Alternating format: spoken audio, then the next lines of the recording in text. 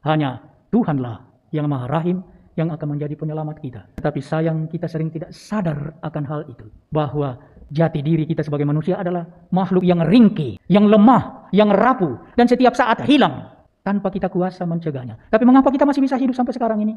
Jawabnya adalah karena Allah Maha Rahim, kerahiman ilahi. Dan saudari-saudara, itulah yang mau diwartakan menjadi pesan inti dari Injil pada hari ini. Kita selamat karena Allah Maha Rahim. Dan itu jati diri yang tidak pernah akan berubah dari Allah sendiri. Betapa besar pun dosa manusia. Dan itulah yang kita dengarkan dari berita bacaan pertama tadi. Karena Allah itu begitu berbelas kasih, Dia membatalkan rencana membinasakan umat yang tegar tengkuk, yang tidak setia itu, karena kerahimannya. Kerahiman ilahi menjadi berita gembira untuk keselamatan kita. Hingga kami sehati dan sejiwa memuliakan nama-Mu Tuhan. Damai sejahtera, ya Tuhan, berikanlah kepada mereka yang berharap kepadamu, agar terbuktilah kebenaran para nabi. Dengarkanlah doa hamba-hamba dan umat-Mu. Dalam nama Bapa dan Putra dan Roh Kudus. Amin. Damai bagimu Dan bersama rohmu. Selamat pagi saudari-saudara yang dikasihi Tuhan. Selamat datang dalam perayaan Ekaristi kita pada hari ini, hari Minggu yang ke-24 dalam masa biasa. Tema kerahiman. Tentu saja maksudnya kerahiman ilahi merupakan tema utama yang muncul dan tampil ke depan dalam bacaan-bacaan pada hari ini. Dalam bacaan yang pertama, kita akan mendengarkan bagaimana Allah membatalkan rencana untuk membinasakan umatnya karena ketidaksetiaan mereka. Namun berkat belas kasih-Nya, Dia sudi membatalkan rencana itu. Sementara dalam bacaan yang kedua, kita akan mendengarkan bagaimana Yesus datang ke dalam dunia untuk menyelamatkan orang-orang berdosa. Dan dalam Injil kita akan mendengarkan Yesus menampilkan 3 perumpamaan, tetapi yang mau mengajukan satu tema yang sama, tema kerahiman. Domba yang hilang, dirham yang hilang, dan anak yang hilang. Sebetulnya kalau kita perhatikan baik-baik, ketiga-tiganya mau menampilkan bahwa Tuhan itu Maha Rahim. Kerahiman ilahi menjadi satu tema yang pada tahun-tahun ini menjadi tema yang sangat mengemuka karena diwahyukan dan diminta oleh Yesus Kristus sendiri dalam penampakannya kepada Santa Faustina dari Polandia pada tahun 1931. Saudari-saudara yang dikasihi Tuhan, mari sebelum kita mendengarkan firman Tuhan dan merenungkannya, dan sebelum kita mengambil bagian di dalam perayaan misteri penyelamatannya, kita mempersiapkan diri untuk itu dengan menundukkan kepala di hadapannya.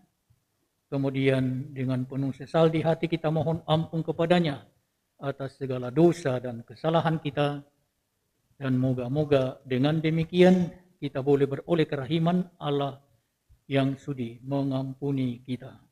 Saudari-saudara yang dikasihi Tuhan, saya ingin mengajak kita untuk memusatkan renungan kita kali ini pada bacaan Injil. yang diambil dari Injil Lukas bab 15. Yang baru saja kita dengar itu hanya sebagian dari keseluruhan bacaan Injil pada hari ini yang meliputi seluruh bab 15 dari Injil Lukas ini. Kita perlu melihat konteks bacaan ini untuk dapat menangkap pesannya kepada kita. Seluruh Injil bab 15 dari Injil Lukas ini menampilkan 3 perumpamaan. 2 tadi kita sudah dengar, yaitu seekor domba yang hilang, dan yang kedua dirham yang hilang. Yang ketiga, perumpamaan yang ketiga adalah anak yang hilang. Tetapi kalau kita melihat konteks, Yesus mengajukan 3 perumpamaan ini, lalu sebetulnya judul domba yang hilang, dirham yang hilang atau anak yang hilang itu tidak tepat. Mengapa? Karena kalau kita lihat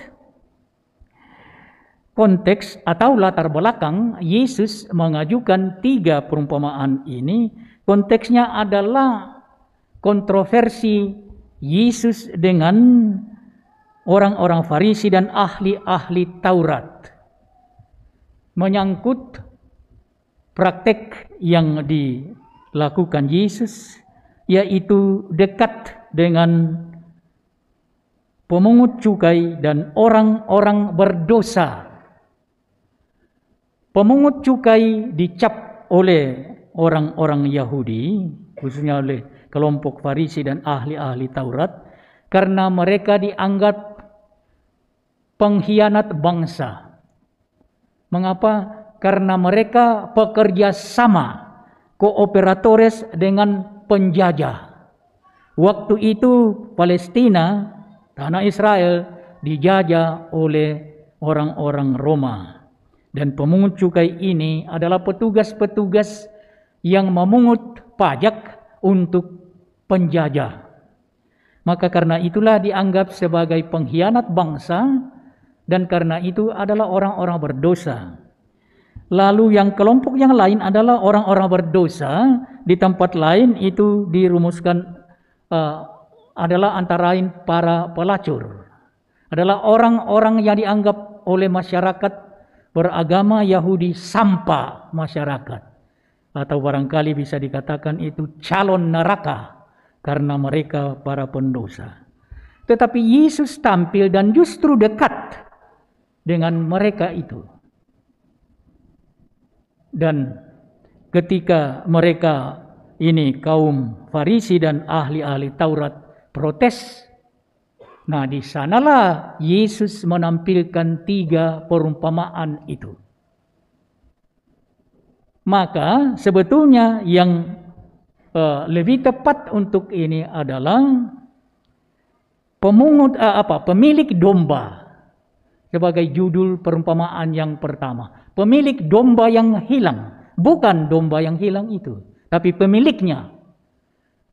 Dan perumpamaan kedua mengenai dirham yang hilang, utamanya bukan dirham yang hilang, tapi perempuan pemilik dirham yang hilang itu.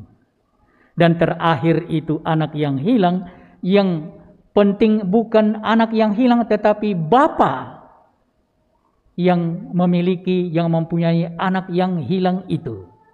Nah, ketika kita melihat itu dari sudut pandang pemilik domba, pemilik dirham, yang punya anak yang hilang, lalu di sana kita akan memperhatikan baik-baik bagaimana upaya dari pemilik domba yang hilang itu. Dia akan meninggalkan yang 99 ekor yang tidak hilang untuk mencari yang hilang sampai dapat. Dan itulah yang mau ditekankan oleh Yesus. Pemilik domba itu yang berupaya sampai menemukan domba yang hilang itu. Dan setelah menemukannya, dia mengangkatnya di atas bahunya, lalu membawanya pulang. Perempuan yang kehilangan 1 dirham itu berupaya sungguh-sungguh mencarinya sampai dapat.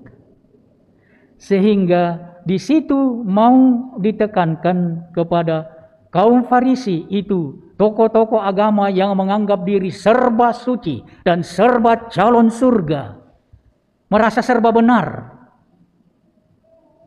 dan melihat mengkritik Yesus sebagai orang dari kelompok pendosa. Dan karena itulah ketika Yesus berbicara mengenai dia diutus oleh Allah Bapanya, itu bagi orang-orang Yahudi merupakan penghujatan. Bagaimana mungkin orang yang bekerja sama dengan para pendosa berasal dari Tuhan? Yang jauh lebih jelas lagi, sikap kerahiman dari Allah yang mau ditampilkan oleh Yesus itu lebih nampak dalam perumpamaan ketiga. Bapa yang mempunyai anak yang hilang itu. Anak itu adalah anak kedua dari 2 bersaudara, jadi anak bungsu. Lihatlah apa yang dia buat. Dia menghadap bapaknya lalu minta warisan yang menjadi bagiannya. Dan perhatikan baik-baik. Dalam budaya, dalam tradisi Yahudi, sang ayah, orang tua, baru boleh membagikan warisannya ketika dia sudah hampir meninggal. Ketika dia sudah mau meninggal. Nah, lalu perhatikan baik-baik bahwa si bungsu ini menerima warisan, meminta warisan dari ayahnya. Itu berarti dia memperlakukan ayahnya supaya dia meninggal pada saat itu. Ayah mana? Coba pikirkan baik-baik. Ayah mana yang bisa menerima tindakan laknat seorang anak seperti ini? Bayangkanlah baik-baik itu. Tetapi dalam perumpamaan itu lihat, ayah menuruti kehendak dari si anak. Dia memberikan warisannya, lalu pergi berfoya-foya di negara, di tempat lain. Dan baru setelah dia tercampak, terjerembab ke dalam situasi sengsara, situasi kelaparan, situasi tertekan, mau mati kelaparan, dia sadar dan berkata, sekian banyak orang upahan di rumah Bapakku, dan aku di sini mau mati kelaparan. Dan dia akhirnya mengambil keputusan. Itu pertobatan luar biasa. Berani kembali kepada ayah yang dia sudah harap meninggal segera dengan tindakannya. Apa yang dia gambarkan? Dari jauh ketika ayah itu melihat anaknya sedang datang kepadanya, dikatakan dia berlari dan merangkul anaknya. Dan kemudian dia mewapanya ke rumah dan segera mengeluarkan perintah. Mari kita berpesta, bersukaria, karena anakku telah mati dan hidup kembali.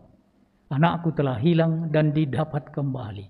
Maka mereka berpesta. Berpesta ria. Bayangkanlah sikap ayah itu. Tetapi dalam konteks itu, si anak sulung bereaksi keras ketika mengetahui bahwa pesta yang diadakan itu karena adiknya telah kembali dan bapaknya memotong lembu yang tambun. Mereka berpesta karena anak itu. Maka dia tidak mau masuk. Kemudian ayahnya keluar. dan sebagai ayah yang penuh belas kasih, yang penuh kerahiman, dengan suara kebapaan mengajak supaya anaknya yang sulung masuk dan ikut berpesta.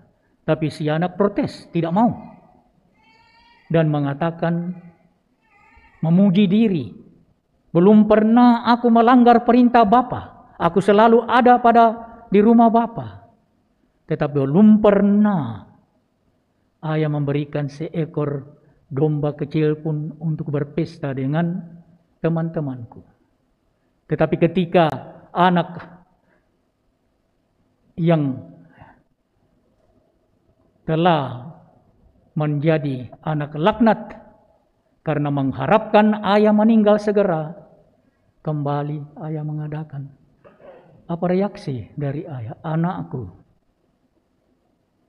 engkau selalu ada di rumah, dan segala milikku adalah milikmu. Kita patut berterima kasih, kita patut berpesta, kita patut bersukaria karena adikmu yang mati hidup kembali.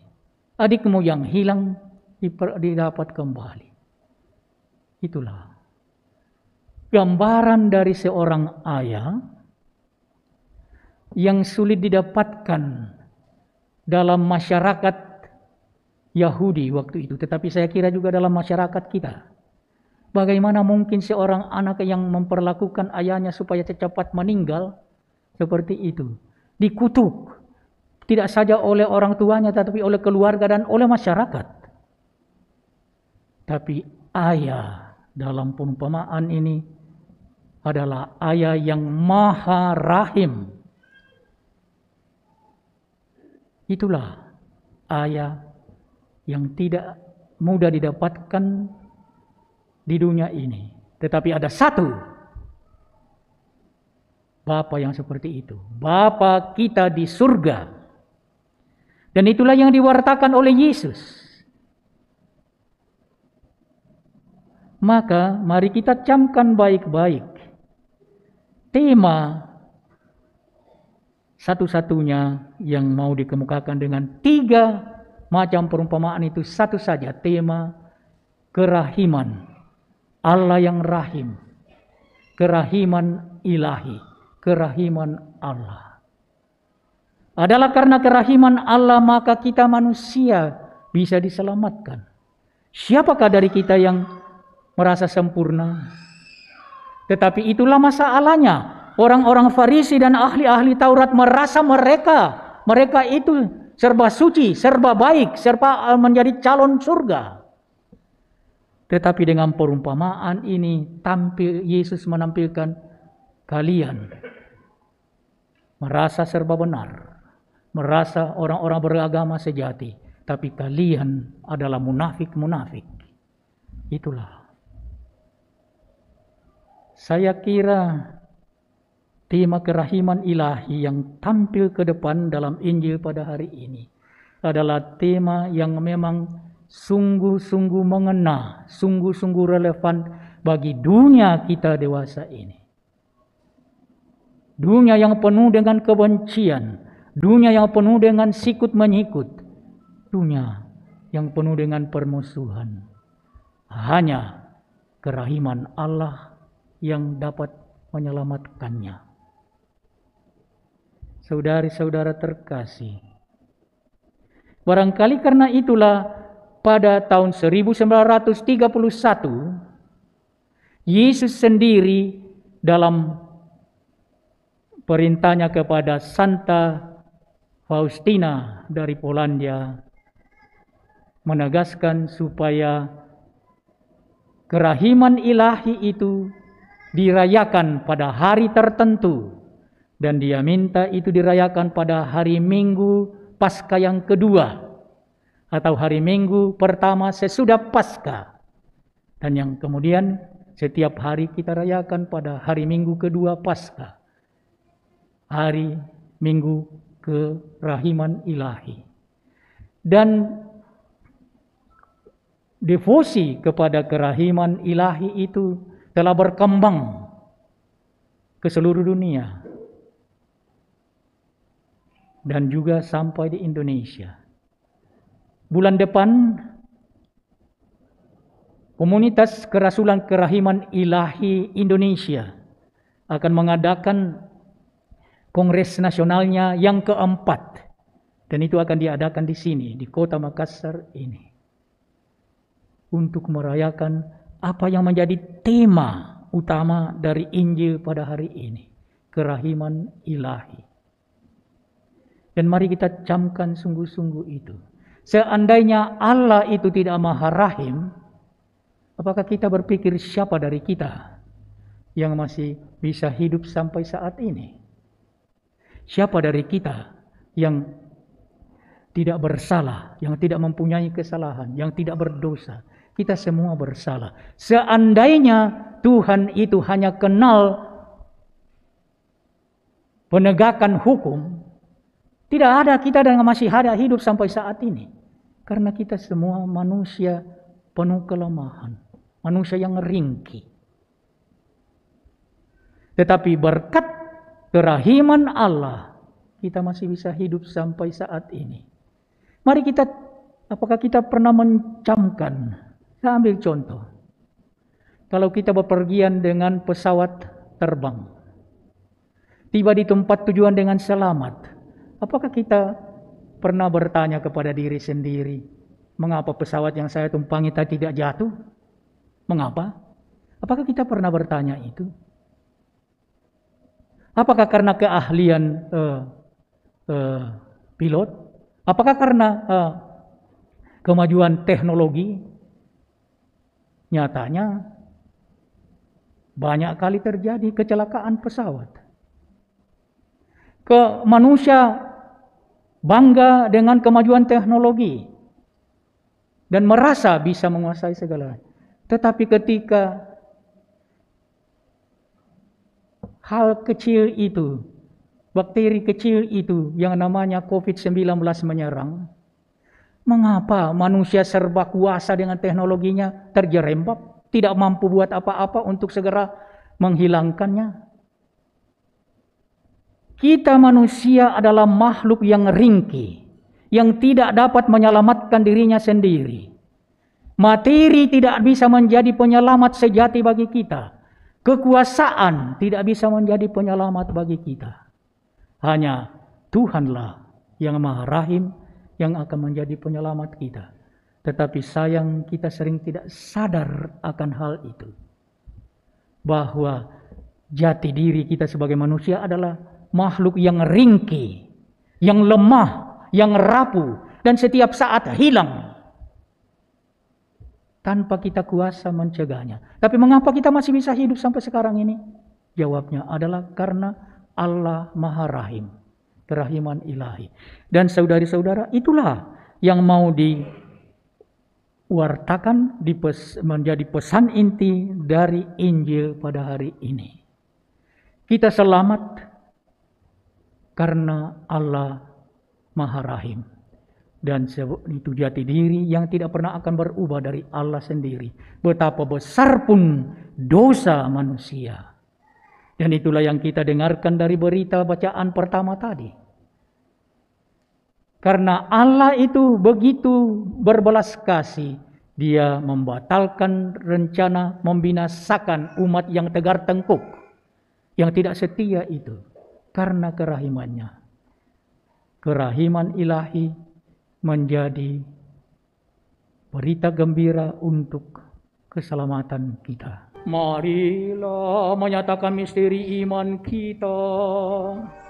Wahai Tuhan kami wartakan, kebangkitan-Mu kami muliakan, hingga Engkau datang.